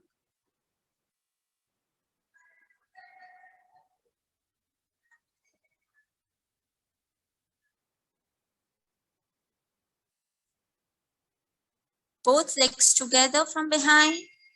Try to place your both palms beside your chest.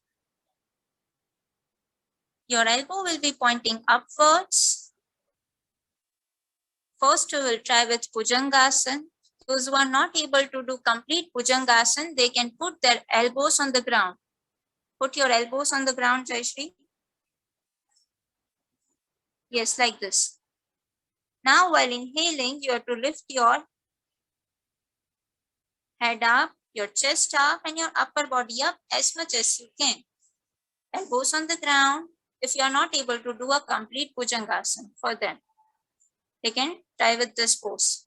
And while exhaling, slowly and gradually go down.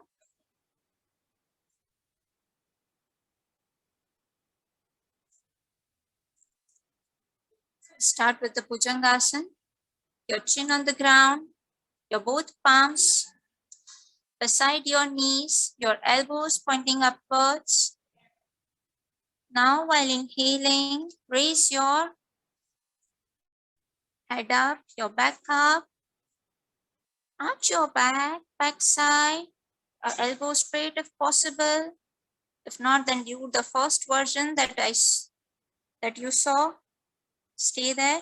1, 2, 3, 4, 5, 6, 7, 8, 9, 10, 11, 12, 13, 14, 15, 16, 17, 18, 19, 20. Exhale slowly and gradually go down while exhaling.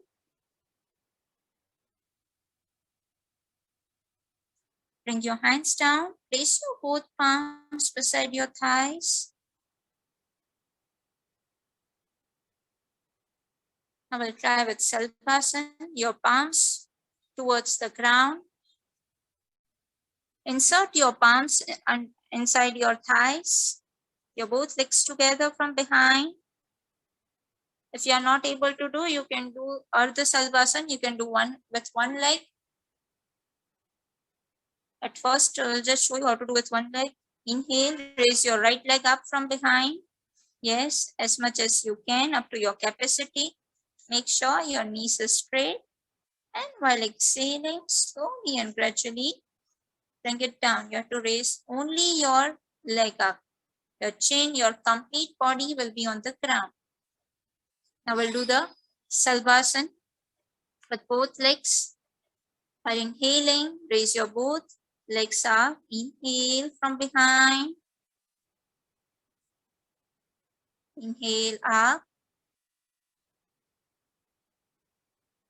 1, 2, 3, 4, 5, 6, 7, 8, 9, 10, 11, 12, 13, 14, 15, 16, 17, 18, 19, 20, 10. Exhale slowly and gradually bring it down. Yes. Release your hands from your thighs.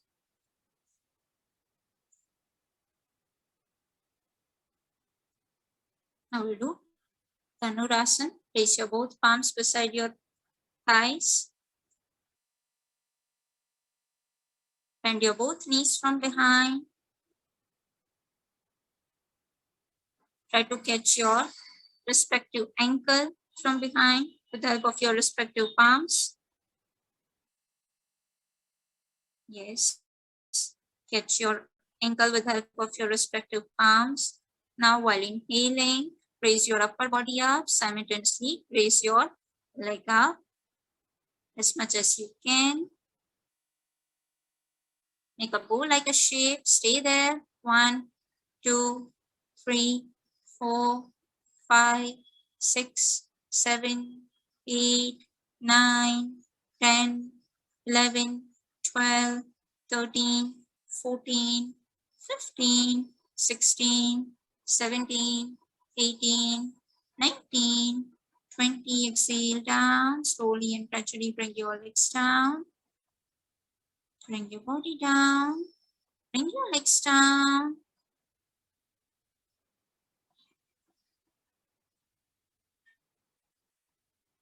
Now raise your left hand above your head. Turn your body towards left side.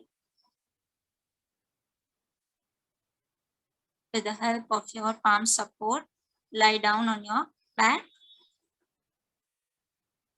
With the help of your elbow support or your palm support, lie down on your back. Bring your legs together.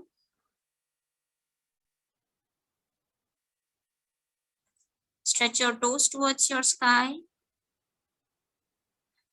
Now while inhaling, raise your both legs up to 90 degrees. Inhale.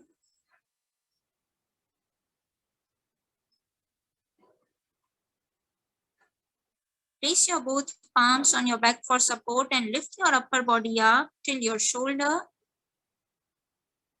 Your shoulder will be on the ground.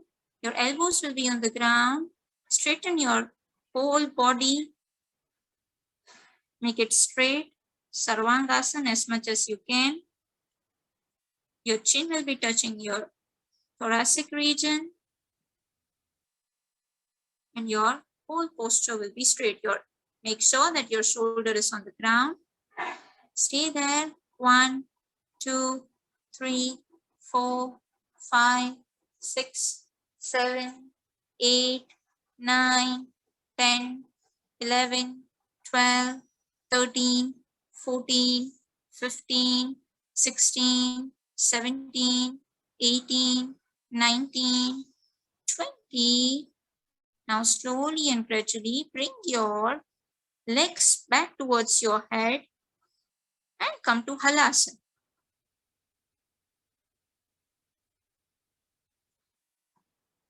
Yes, bring it back towards. Place your both toes on the ground. Stretch your toes outside. Those who are not able to do, they can take a support, the wall. Stretch your toes outside. Stay there. 1, 2, 3, 4, 5, 6, 7, 8, 9, 10, 11, 12, 13, 14, 15, 16, 17, 18, 19, 20. Slowly and gradually. Again, lift your both legs up. Place your both palms on your back for support. Come to Sarvangasana at first. And slowly and gradually bring your back down.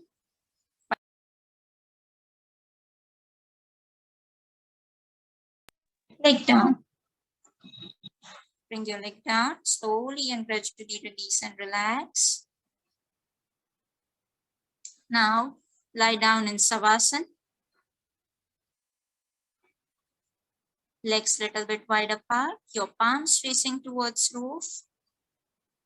Tilt your head either on right or on left. Just deep inhale, deep exhale. Just close your eyes and concentrate on your breathing. With the help of your closed eyes, try to concentrate on your toes. Make a little movement on your toes. Tingle your both toes slightly.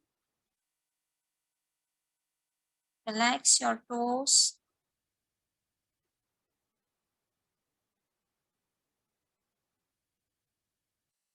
Relax your ankle.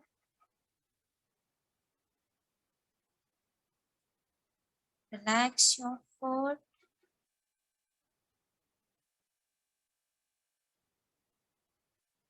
Relax your shin bone.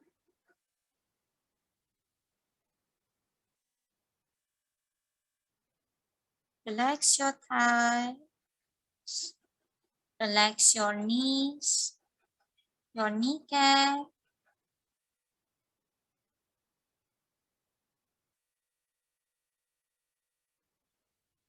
Relax your thighs.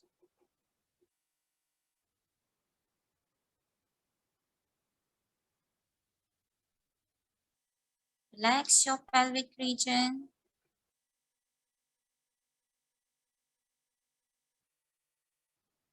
Relax your buttocks. Relax all your lower body.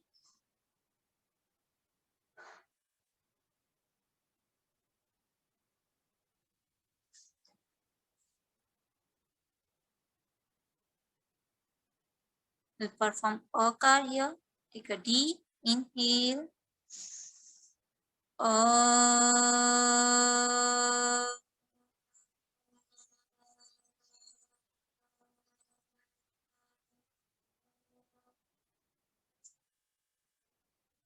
Relax completely.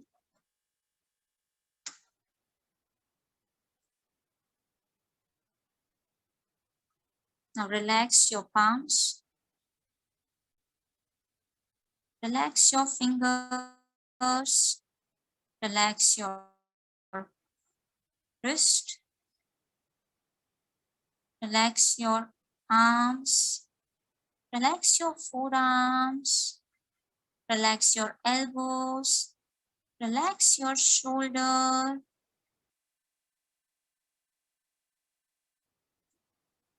Relax your lower back.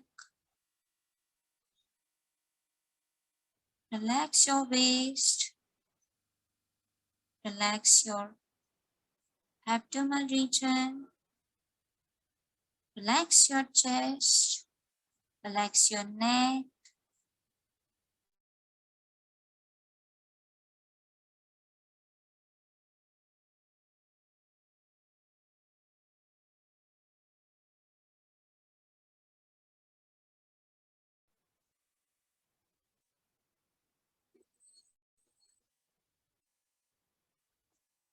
Completely relax your middle body.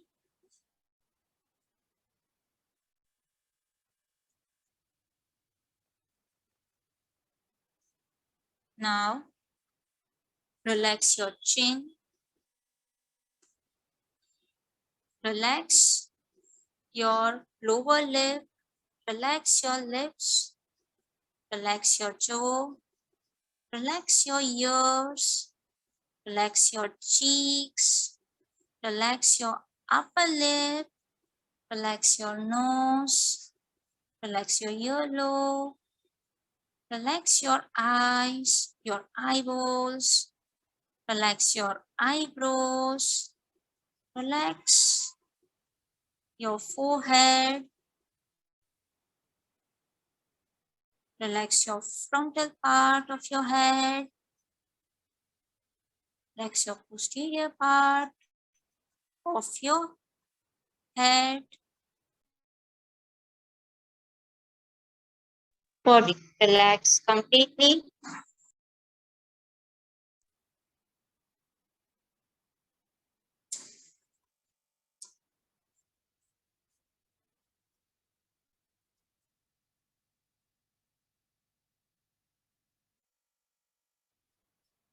Slowly, and will now chant Mahakal here. Take a deep inhale.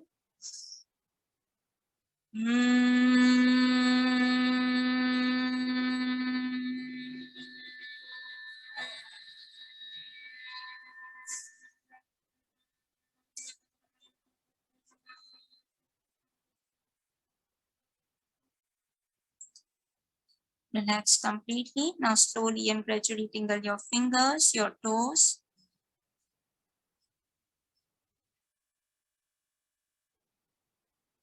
Bring your legs together.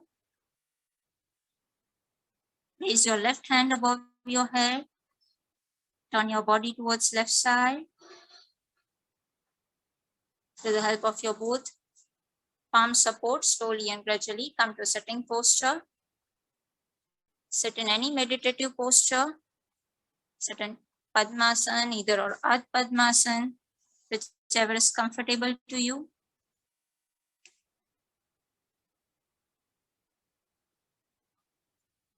We'll do one round of Anulom Vilom Pranayam and then we will finish our session. Your right hand Pranam Mudra, just with the help of your first finger, touch your thumb and place your Pranam Mudra at first left hand Gyan Mudra. Yes. Now inhale. Close your left nostril first with the help. Yes. Now inhale. Close your right nostril with the help of your right palm. Now inhale through left. Take a deep inhale. Hold by closing your both nostril. Stay there for 10 seconds. Those who have got heart related problem, please don't hold much. 2, 3, 4, 5, 6, 7, 8, 9, 10. Exhale to your left. Inhale through your left. Hold. Close your both nostrils. 1, 2, 3, 4, 5, 6, 7, 8, 9, 10.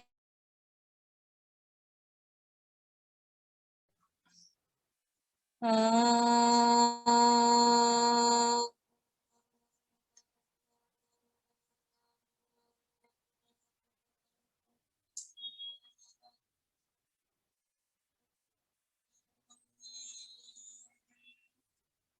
Shanti, Shanti, Shanti. Join your both palms in Namaskar Mudra. Thankful to God for all the things that He has given us. His blessing and gracefulness stay with all of us. He blessed and grace all of us to do hard work and to help each other, and also to make others' life healthy and peaceful. Now rub your palms. After reheating your palms, Place your both palms on your eyes.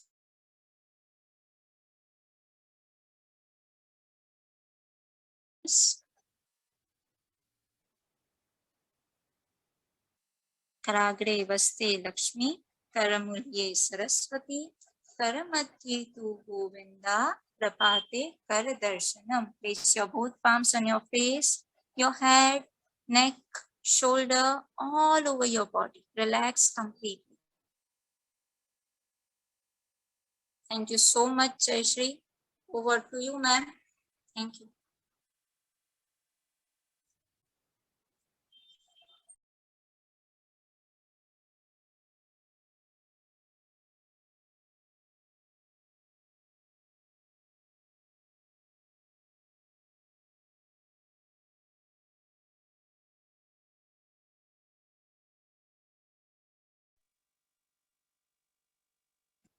Thank you so much, Aishwarya, for a very wonderful yoga session. Especially the relaxation part was really good. And thank you, Jayashree, for a brilliant, brilliant demonstration. We have come to the end of today's program. I thank our sponsor, IUCYS, for helping us organize such an important and valuable and need of the hour webinar. I thank our speakers for their time. I thank our participants. I thank our President, Dr. Dinesh Bhai Amin sir, Provost Prashant Bhai Dave sir, General Secretary of Life Mission, Ashok Sinji, members of Life Mission, and most importantly, Rahul sir, our governing body member, for the constant encouragement and guidance. I sincerely thank Dr. Avinash Pandeji, Director of IUCFIS, for supporting us. I extend my special thanks to Mr. Jose NJ, consultant to IUAC and IUCYS. He has helped us a lot to put this program into action. I would like to thank Ashora, student of MSc second semester, who has helped us in technical arrangements and has been patient with us. We in Lakulish Yoga University take pride in students who are multi-talented and encourage them in path of holistic growth. Today being a weekday and during office hours, but still all our participants have attended the session completely. So thank you. With this, I end today's program. Sarve bhavantu sukhinaha, loka samasta sukhino bhavantu. The details about admissions are in the chat box. Thank you all for attending.